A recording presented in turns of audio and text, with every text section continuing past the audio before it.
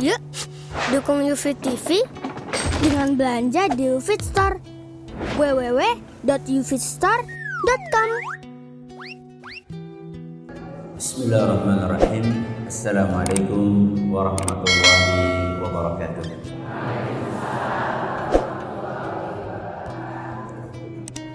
Alhamdulillahirabbil alamin. Wa bihi nasta'inu ala umuri dunya waddin. Wa sallallahu ala nabiyyina Muhammadin wa ala alihi wa sahbihi ajma'in. Amma ba'd. Kita panjatkan puja dan puji syukur kehadirat Allah Tabaraka wa Ta'ala. Pada kesempatan pagi yang berbahagia kali ini, kita masih kembali diberi kekuatan, kesehatan, hidayah serta taufik dari Allah Jalla wa Ala, sehingga kita bisa menghadiri pengajian rutin Jumat pagi di Masjid Agung Darussalam Purbalingga.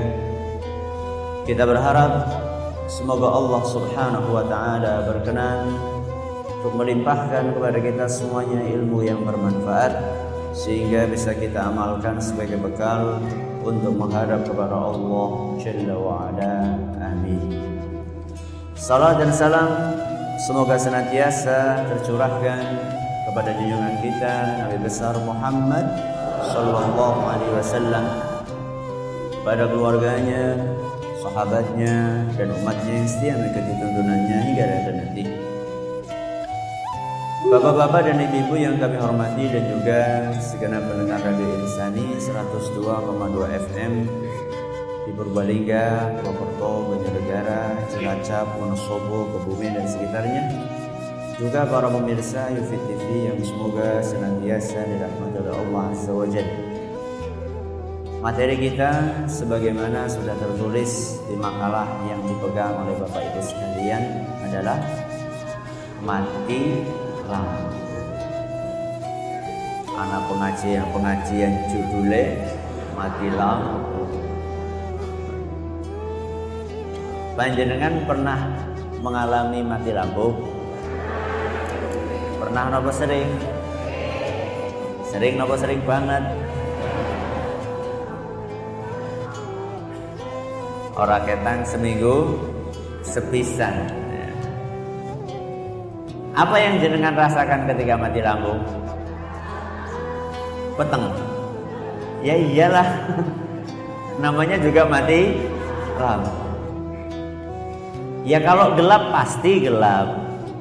Tapi yang ingin saya tanyakanlah, ketika sedang gelap itu yang kita rasakan apa? Bingung, ya. Apa? Bingung. Tidak tahu arah. Mana timur, mana barat, mana utara, mana selatan. Kalau lagi mati lampu, jalannya pelan banget. Bok nabrak, takut nabrak pintu, apa nabrak tembok, apa nabrak tiang, ya, apa nabrak meja. Kemudian kalau mau mengambil sesuatu, kita cuma gerayap-gerayap saja, dan kadang-kadang bisa keliru. Pengen ngambil kopi, ternyata nemunya terigu. Jadi ini orang wedang kopi tapi wedang terigu. Pengen nyari gula, nemunya uyah. Akhirnya wedangnya wedang asin. Itulah kondisi yang kita alami ketika kita sedang mati lampu. Apa keinginan terbesar kita saat itu? Lampunya bisa nyala lagi. Toh kalaupun seandainya orang kaya, maka buru-buru dia nyalakan genset. Itu yang punya duit. Yang nggak punya duit sentir. Masih punya sentir? Oh, sudah nggak punya. Punyanya lilin. Ya. Nggak ada lilin. Baterai, senter, nggak ada senter. HP. Yang penting saat itu yang kita pikirkan ada cahaya. Walaupun cahaya itu kecil. Walaupun cahaya itu cuma kecil, kita butuhkan. Sangat butuh cahaya. Dan ini menunjukkan apa bapak-bapak dan ibu-ibu yang kami hormati? Bahwa cahaya itu adalah kebutuhan primer. Cahaya itu kebutuhan pokok. Bukan kebutuhan sekunder, bukan kebutuhan sampingan. Cahaya itu kebutuhan pokok seorang manusia. Tahukah panjenengan bahwa ada cahaya yang lebih penting daripada cahaya nopo? Lampu. Ada cahaya yang lebih kita butuhkan daripada cahaya lampu. Kenapa Ustaz? Cahaya lampu kan rata-rata kita butuhkan di malam hari. Dan kita butuhkan di dunia. Di akhirat kita nggak butuh lampu. Di kuburan kita juga nggak butuh lampu. Siang-siang kita juga jarang memakai lampu. Ada cahaya yang kita butuhkan siang dan malam. Ada cahaya yang kita butuhkan di dunia dan di akhirat. Kira-kira cahaya nopo niku? Ilmu agama. Cahaya yang lebih penting daripada lampu ini adalah cahaya ilmu agama. Ilmu agama niku nopo? Nggih Al-Qur'an, nggih hadis Rasul sallallahu alaihi wasallam dengan pemahaman para ulama kita. Jadi ilmu agama itu cahaya. Makanya di dalam Al-Quran surat An-Nisa ayat 174. Surat nopo? An-Nisa ayat pinten? 174. Allah subhanahu wa ta'ala ngendika, wa anzalna ilaikum nuram mubina. Dan kami telah turunkan kepada kalian wahai para manusia nuran. Napa nuran? Cahaya. Mubina yang terang benderang. Kami telah turunkan kepada kalian wahai para manusia cahaya yang terang benderang. Cahaya yang dimaksud di dalam ayat ini apa? Kata Imam At-Tabari, Quran. Ilmu agama. Berarti Al-Quran niku murub napa mboten? Panjenengan kagungan Al-Quran teng dalem? Kagungan? Alhamdulillah. Diwaos? Alhamdulillah. Saben dinten? Apa saben tahun?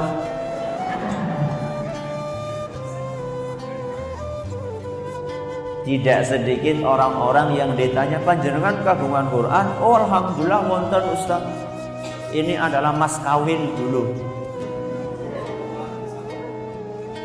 Si anyar Ustaz, bungkusnya si anak.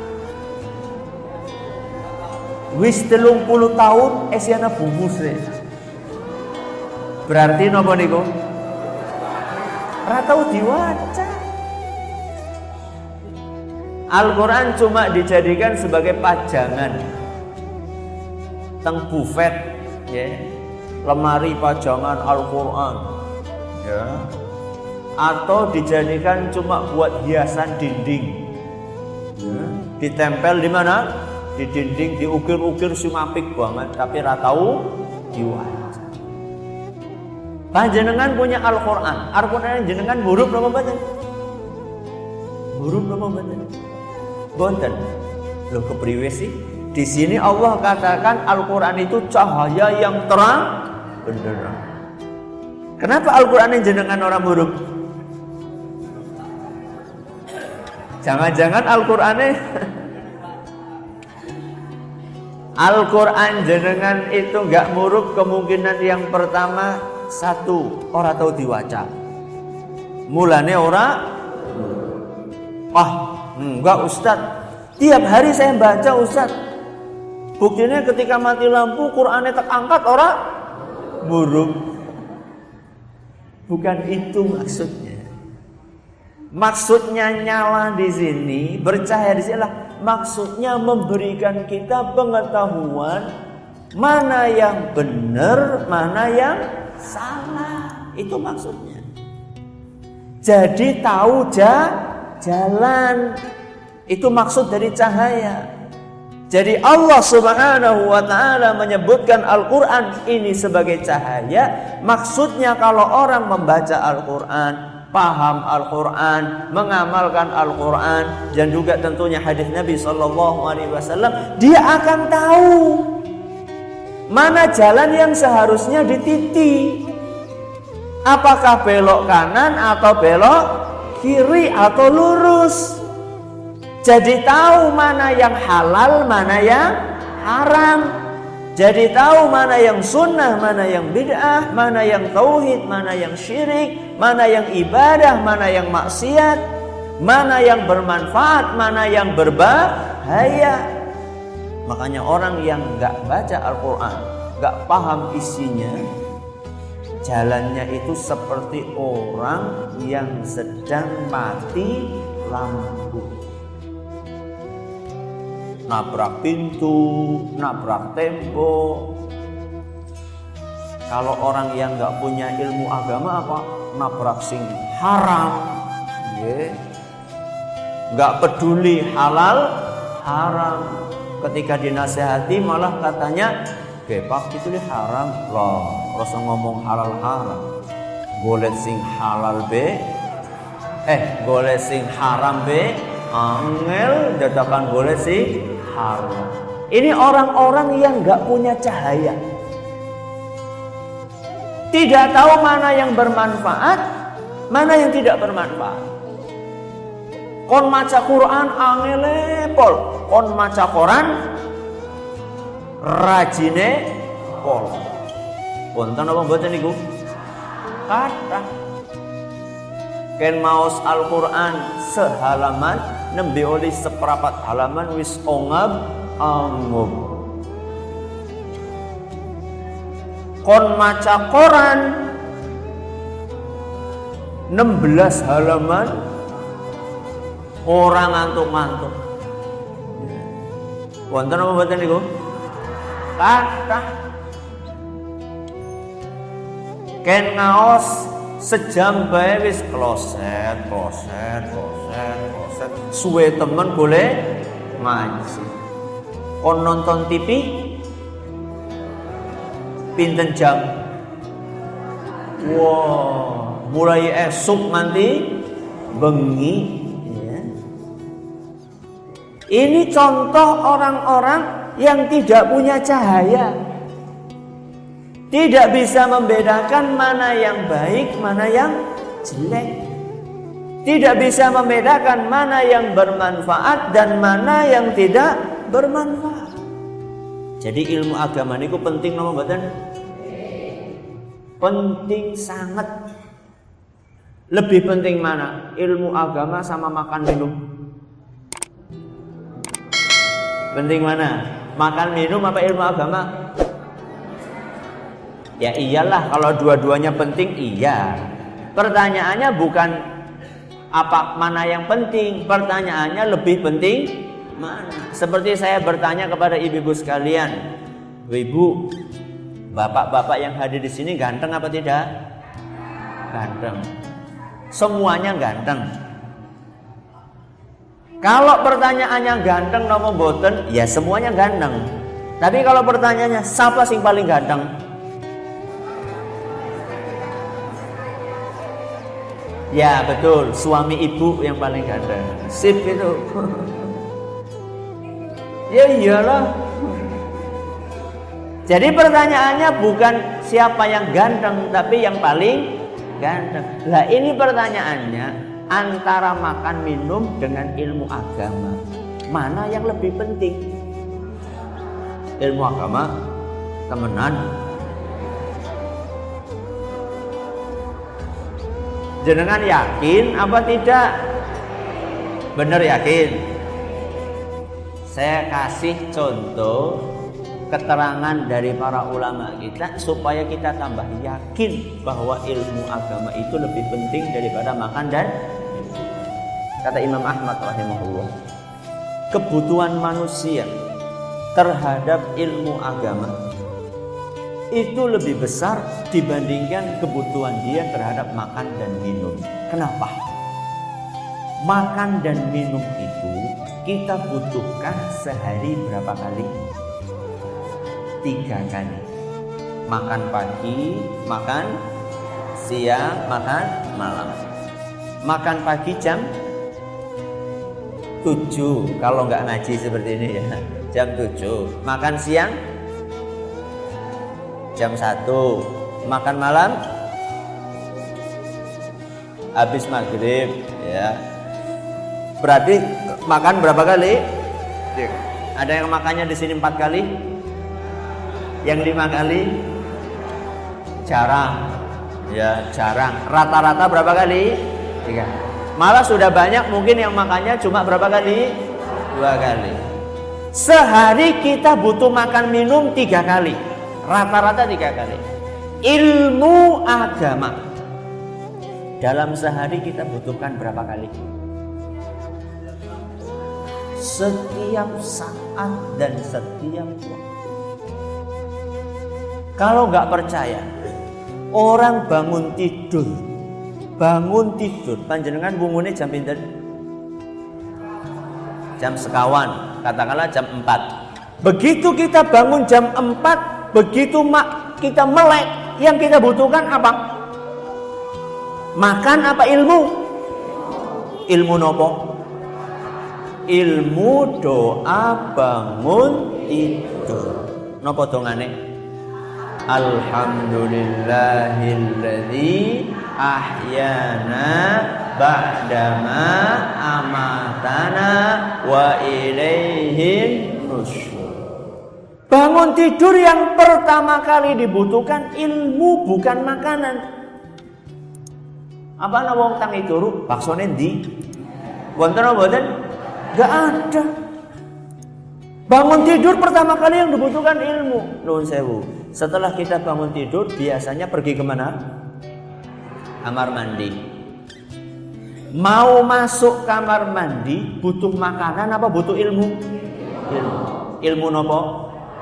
Doa masuk kamar mandi. Nopo?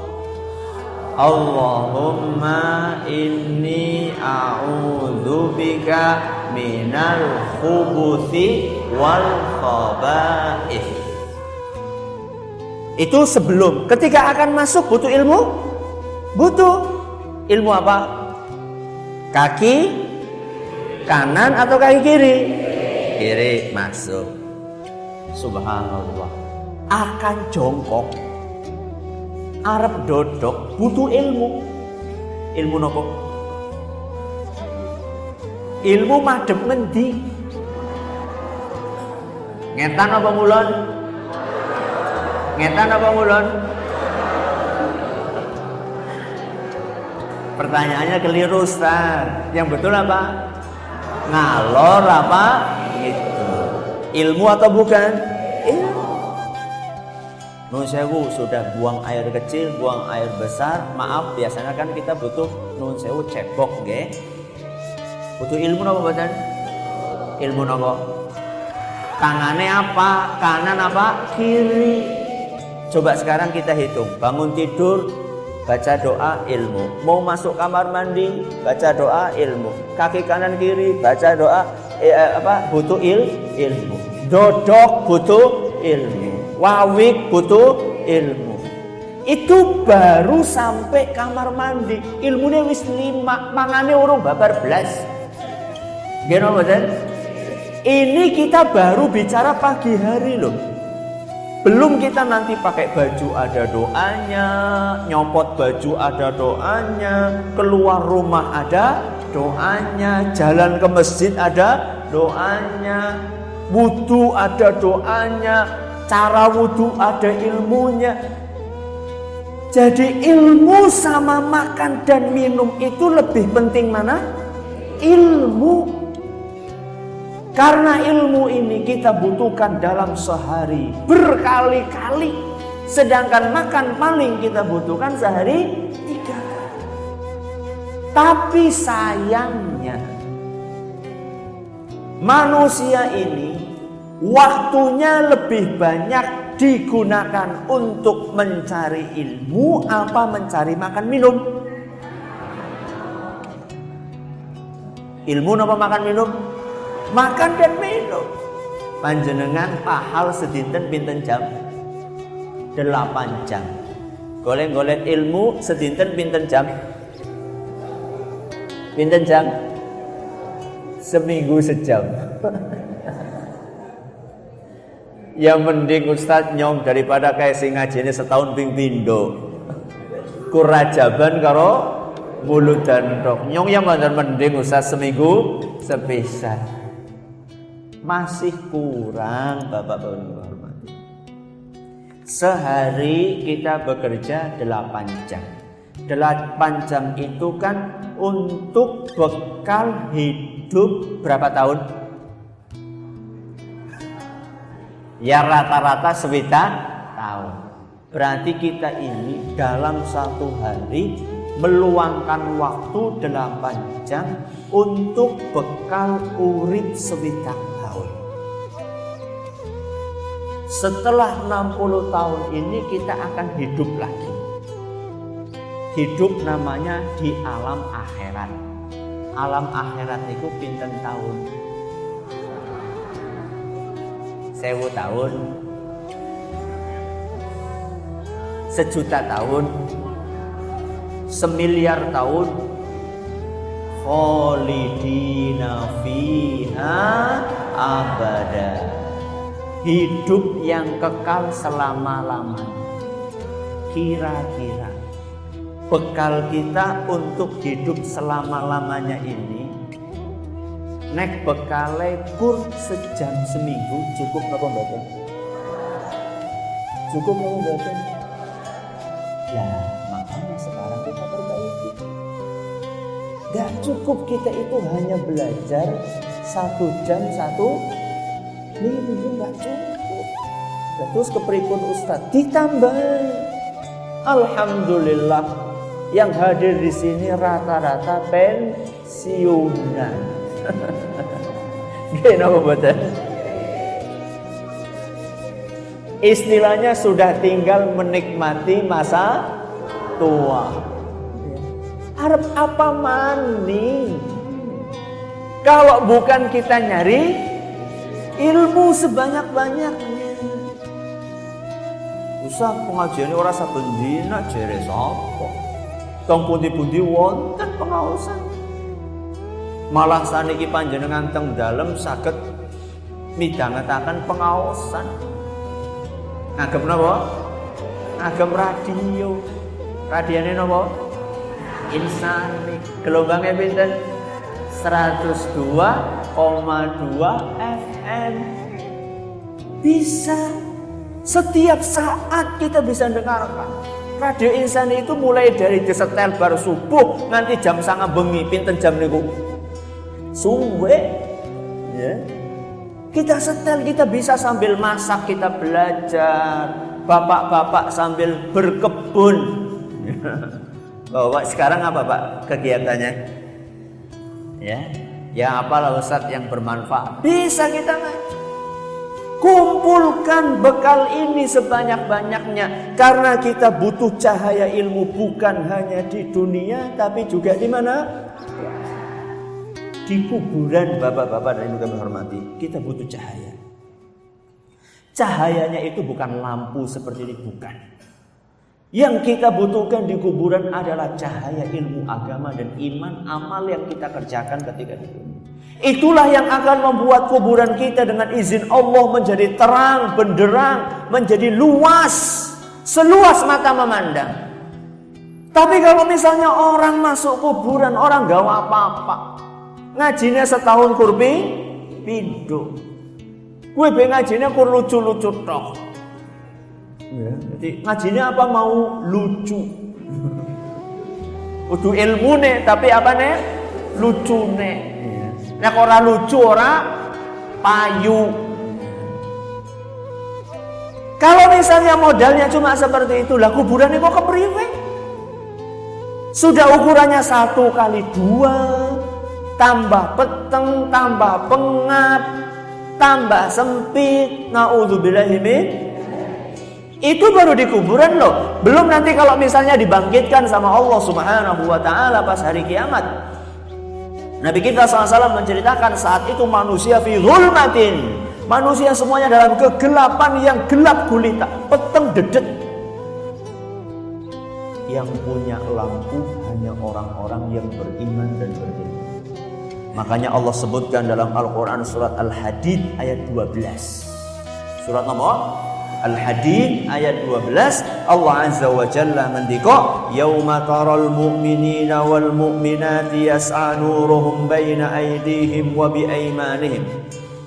Pada hari kiamat nanti engkau akan saksikan orang-orang yang beriman, laki-laki maupun perempuan, akan dikasih oleh Allah cahaya di depan dan di samping kanannya. Busyrakumul yauma jannah. Kabar gembira buat kalian, setelah ini kalian akan masuk surga. Itulah cahaya yang akan membimbing dia mencari jalan kemana? Surga. Makanya ketika sampai surga, mereka mengatakan, Alhamdulillahilladzi hadana lihadza. Alhamdulillah yang sudah ngasih petunjuk kami bisa sampai ke sini. Kemana? Ke surga. Itulah orang-orang yang akan diantarkan oleh Allah Subhanahu wa taala ke surga, yaitu orang-orang yang ketika di dunianya berbekal ilmu agama dan amal yang soleh. Dan ilmunya orang yang beriman itu beda-beda.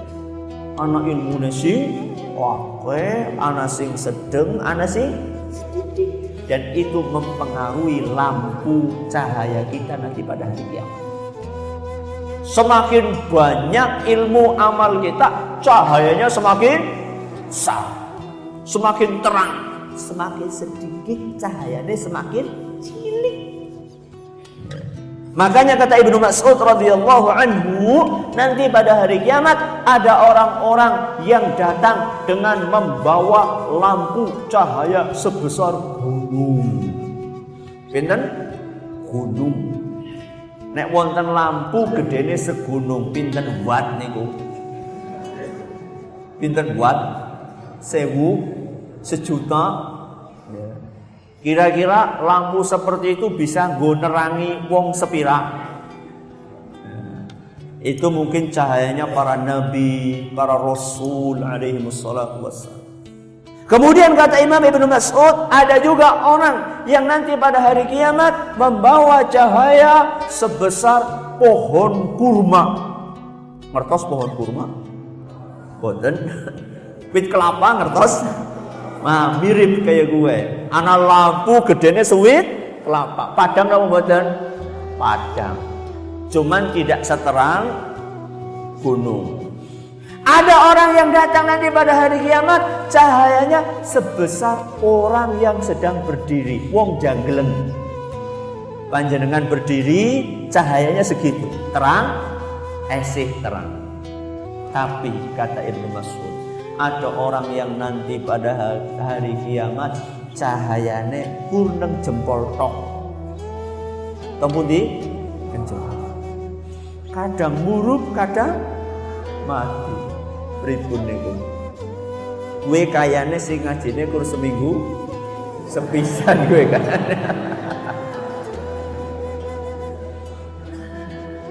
Panjenengan pengen yang mana cahayanya? Sing jempol apa sing gede?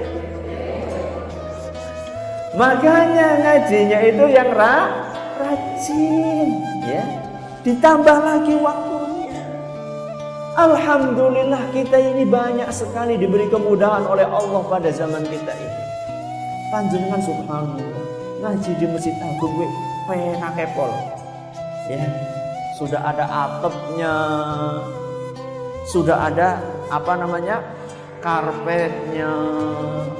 Zaman ulama kita dahulu, bapak-bapak yang kita hormati, kalau ngaji gue nek udan ya udanen, nek panas ya kepanas. Buru-buru pakai karpet ngelemprah di atas apa?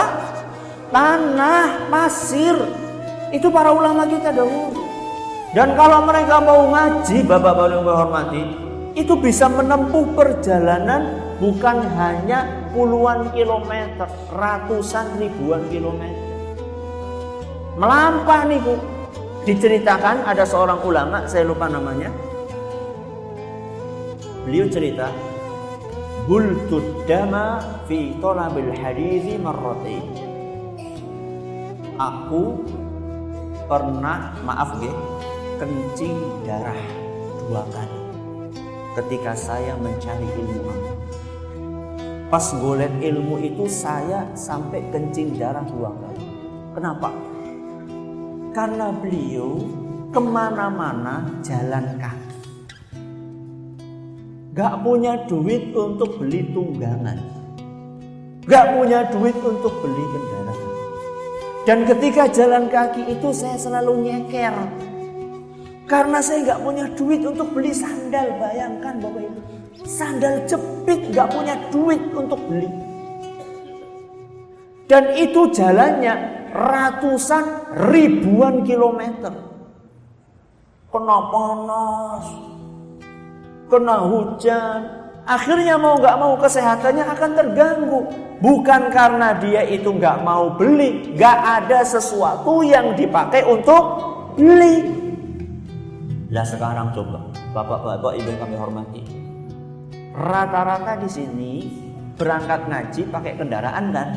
Yang jalan kan gak banyak kan? Yang jalan paling yang deket-deket sini. Sisanya pakai kendaraan. Minimal ngagem nopo? Sepeda. Rata-rata pakai motor, banyak yang pakai mobil. Kurang apa jajan? Kurang nopo? Kurang nopo? Orang ngerti kurang apa gue? Semuanya sudah dimudahkan oleh Allah Subhanahu wa taala. Maka wajar seandainya dalam surat Ar-Rahman Allah Subhanahu wa taala mengulang-ulang ayat yang bunyinya fabi ayyi ala'i rabbikuma tukadziban. Nikmat mana yang Allah limpahkan yang kalian dustakan? Orang syukur temen itu maksudnya loh. Sudah dikasih nikmat ini, nikmat ini, nikmat ini. Sudah dikasih nikmat kendaraan, nikmat radio, nikmat televisi, nikmat tempat yang Masya Allah panas titik, kipasemu buruk, kurang adem, AC-ne buruk, kurang apa jajan? Ya. Sudah dikasih AC, pengajian, khutbah Jumat malah pada turu. Saking apa nih? Saking enaknya. Kurang apa? Fabi ayyi ala'i rabbikuma tukadziban. Jadi inti pengajian kita apa? Bapak Ibu yang hormati? Mati lampu untuk inti pengajiannya bahwa cahaya yang sangat penting yang kita butuhkan di dunia dan akhirat, cahaya apa? Ilmu agama. Dan ilmu agama itu harus terus kita cari, kemudian kita amalkan sebagai bekal untuk menghadap kepada Allah Subhanahu wa taala. Mudah-mudahan yang hadir di sini akan terus mendapatkan cahaya ilmu agama di dunia dan di akhirat. Allahumma amin. Ada pertanyaan? Monggo.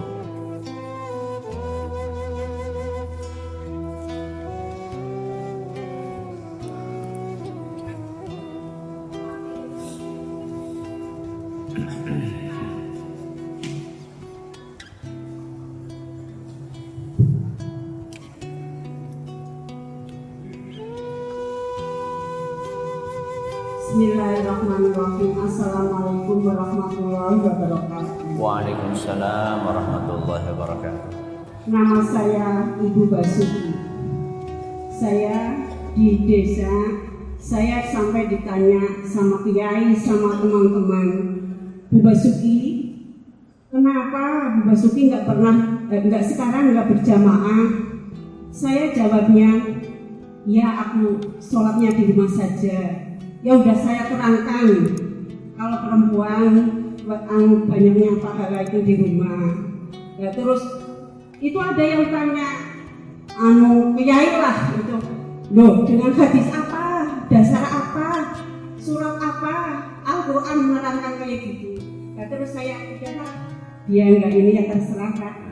Nah terus suami saya juga menjawab kayak gitu, dijelaskan tapi belum, terus ditanyakan lagi. Nah saya pertemuan di PP Polri, Bu Basuki, jenengan jane agamane apa, Islam apa. Terima kasih. Assalamualaikum warahmatullahi wabarakatuh. Waalaikumsalam warahmatullahi wabarakatuh. Kalau panjenengan ditanya, saya Islamnya apa? Islam yang dibawa oleh Rasulullah Sallallahu Alaihi Wasallam. Islam itu satu, Islam yang dibawa oleh Rasulullah Sallallahu Alaihi Wasallam, yang kemudian diistilahkan oleh para ulama belakangan ini dengan istilah Ahlus Sunnah wal Jamaah. Ahlus Sunnah wal Jamaah itu orang-orang yang setia mengikuti sunnahnya siapa? Rasul SAW. Al-Jamaah itu ya yang bersatu di atas sunnah Rasul SAW. Itu maksud dari Ahlus Sunnah. Jadi Ahlus Sunnah wal Jamaah itu bukan monopoli satu kelompok. Ahlus Sunnah wal Jamaah itu adalah ajaran yang siapa saja boleh mengamalkannya. Dan yang penting itu bukan klaimnya, yang penting itu bukan pengakuannya, yang penting itu prakteknya.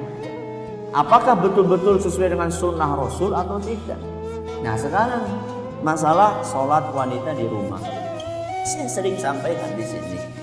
Kalau ditanya mana yang lebih baik, lebih afdol, jelas yang di rumah. Tapi kalau boleh atau tidak wanita ke masjid, jawabannya boleh. Yang penting tidak memakai sesuatu yang bisa menimbulkan fitnah, ya, menggoda, pakai pakaian-pakaian yang bisa menggoda laki-laki, ya, pakai wangi-wangian yang jarak 10 km 10 meter wis apa? Wis mampu, ya. Tapi kalau afdolnya di rumah, dalilnya apa? Hadis Rasul Sallallahu Alaihi Wasallam. Beliau yang menganjurkan seperti itu. Beliau yang menganjurkan supaya wanita sholat di mana? Di rumah. Sholatul mar'ati fi baitiha, sholatnya wanita di rumahnya lebih baik daripada sholatnya wanita di masjid. Ustaz, kalau di rumah sendirian, kalau di masjid jamaah. Jamaah kan katanya dapat 27.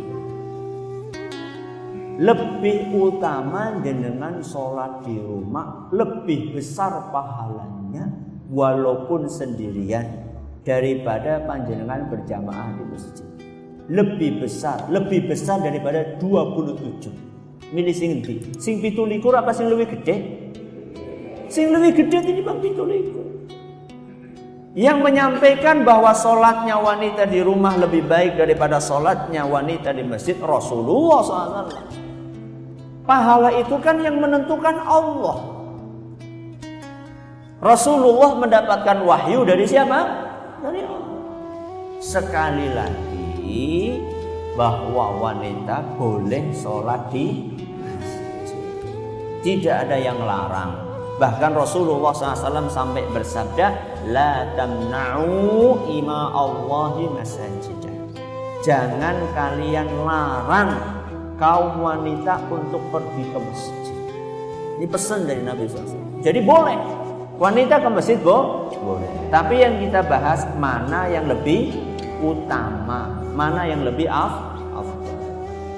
Jadi kalau ditanya Islamnya apa? Islamnya Kanjeng Rasul Sallallahu Alaihi Wasallam yang sudah dirumuskan oleh para ulama kita dengan istilah Ahlus Sunnah wal Jamaah. Yang lain bukan? Bismillahirrahmanirrahim. Assalamualaikum warahmatullahi wabarakatuh. Waalaikumsalam warahmatullahi wabarakatuh. Terima kasih waktu yang diberi kepada kami. Kami akan menanyakan, dalam naskah disebutkan bahwa ilmu agama ini bisa membedakan antara lain sunnah dan bid'ah.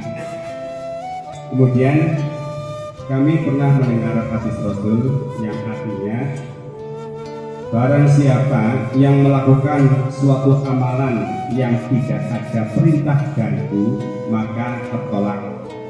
Hadis. Kemudian yang menjadi pertanyaan, yang pertama, apakah amalan-amalan yang tertolak dapat dikategorikan dengan bid'ah? Yang kedua, apakah semua amalan bid'ah itu dolalah atau sesat dan fitnah?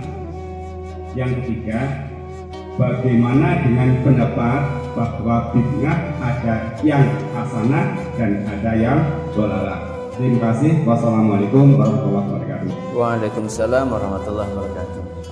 Yang pertama, apakah setiap amalan yang tertolak itu bid'ah? Tidak.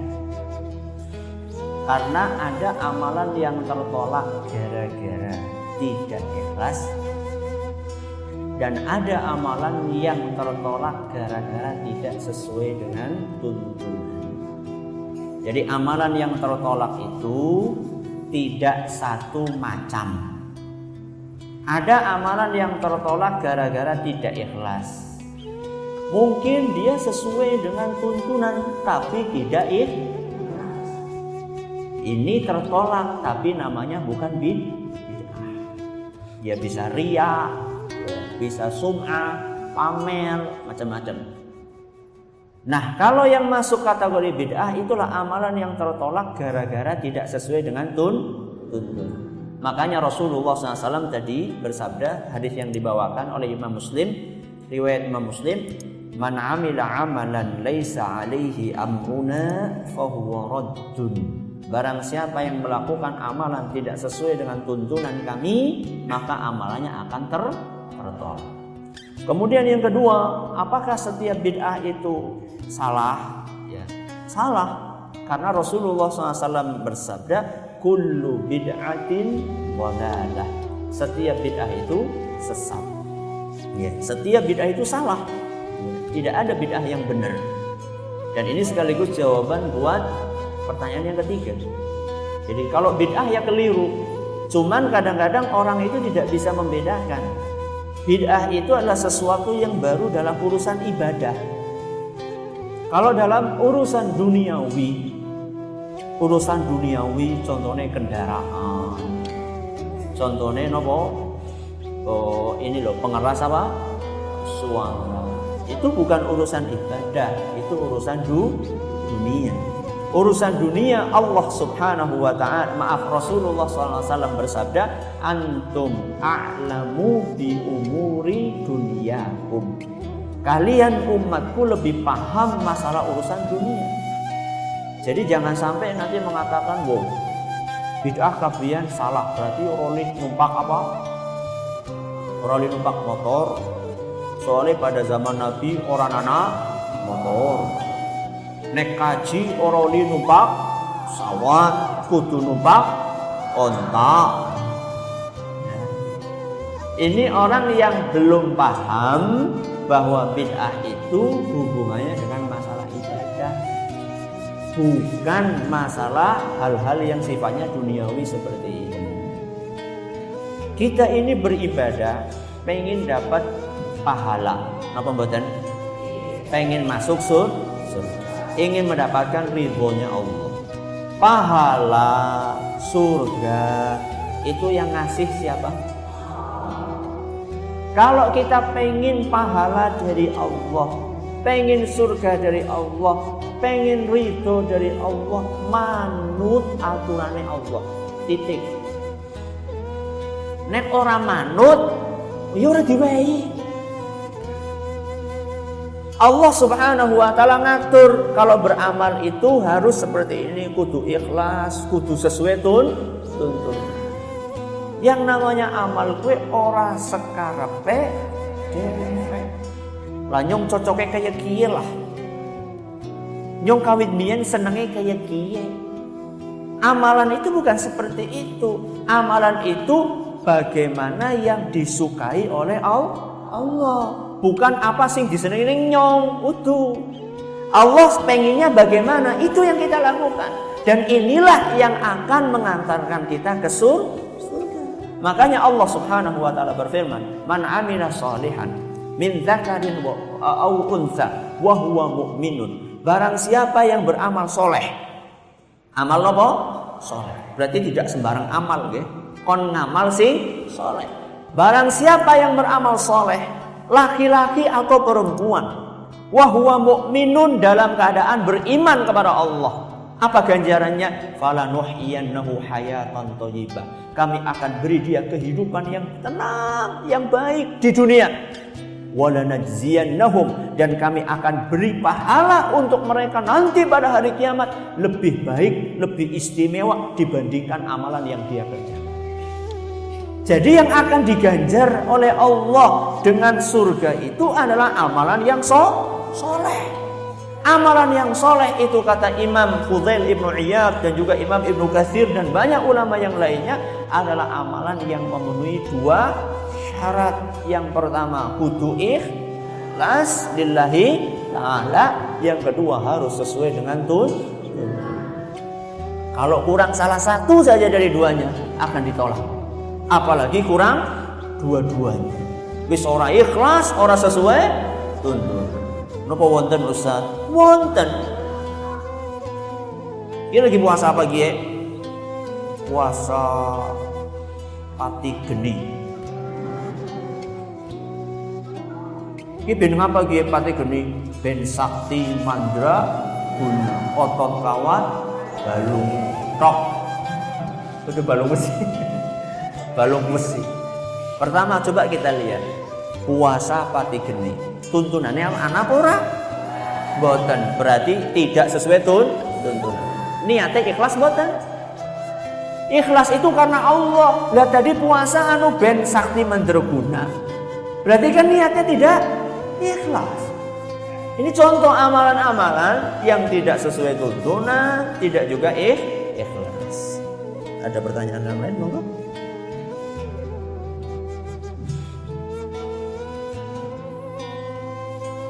Assalamualaikum warahmatullahi wabarakatuh. Waalaikumsalam warahmatullahi wabarakatuh. Saya tanyakan Pak Ustadz, saat kapan sih orang meninggal sudah tidak mendengar suara lagi? Apakah sebelum dikubur atau sesudah dikubur?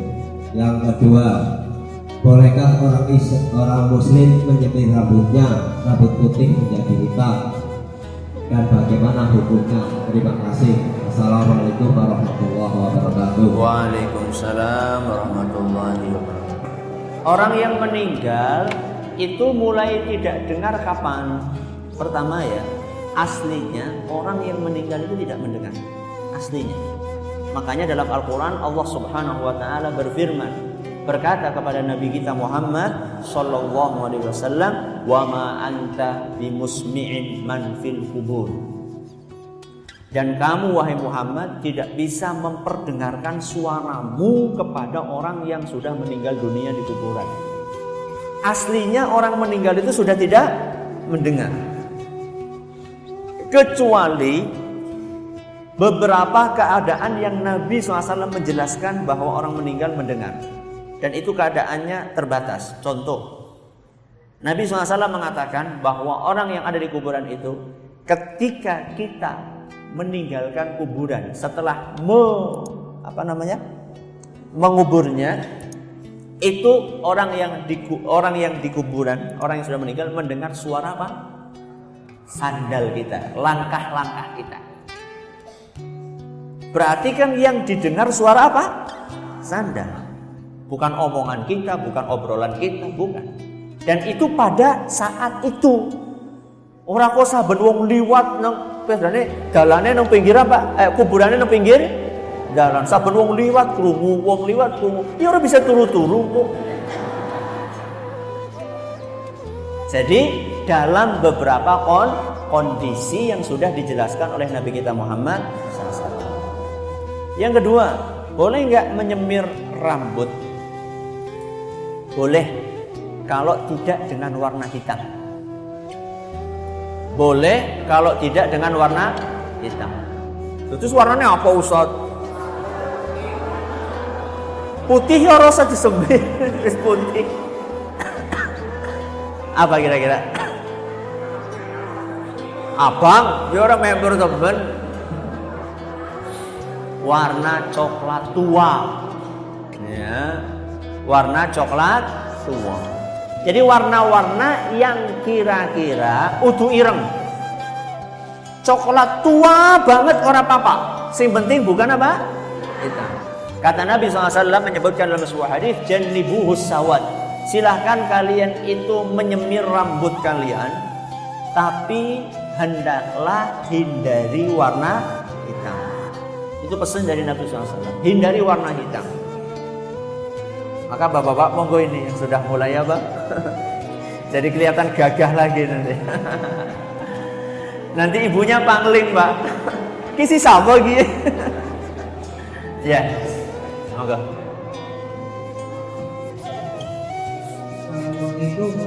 Waalaikumsalam warahmatullahi wabarakatuh. Ya.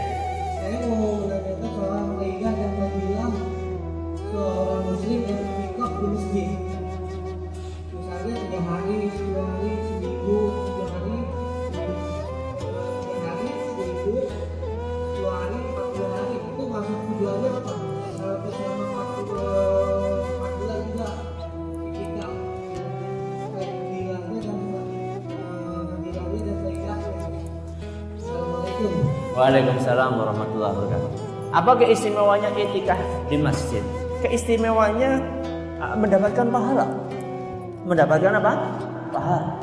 Karena i'tikaf itu salah satu ibadah yang sangat dianjurkan di dalam agama kita. Dan i'tikaf ini tidak harus 7 hari, 40 hari, 4 bulan. Ya. Jadi i'tikaf itu adalah sesuai dengan kemampuan kita. Kalau mampunya cuma 1 hari, parang apa badan? Parang. Mampunya setengah hari, nggak apa-apa. Mampunya 10 hari, bagus. Seperti 10 hari terakhir bulan Ramadan. Akan tetapi yang perlu kita ingat, kalau yang i'tikaf ini bapak-bapak alias kepala rumah tangga, panjenengan ingat bahwa jenengan ini punya tanggung jawab. Tanggung jawab apa? Menafkahi anak dan istri. Menafkahi anak dan istri hukumnya nopo? I'tikaf hukumnya nopo? Penting pundi sing wajib. Makanya kalau mau i'tikaf harus siap-siap betul. Anak dan istrinya disiapkan makanan dan minumannya. Jangan sampai i'tikaf bojone karo anake pada kencoten. Itu namanya mementingkan yang sunnah, mengabaikan yang wajib. Kalau memang mampu melakukan dua-duanya bagus. Tapi kalau nggak mampu, maka yang dipentingkan adalah yang wajib. Cukup ya? Wallahu ta'ala a'la wa alam. Terima kasih atas perhatiannya. Mohon maaf atas segala kurangnya. Kita tutup dengan membaca Subhanakallahumma wa bihamdika asyhadu an la ilaha illa anta astaghfiruka wa atubu ilaik. Wassalamualaikum warahmatullahi wabarakatuh.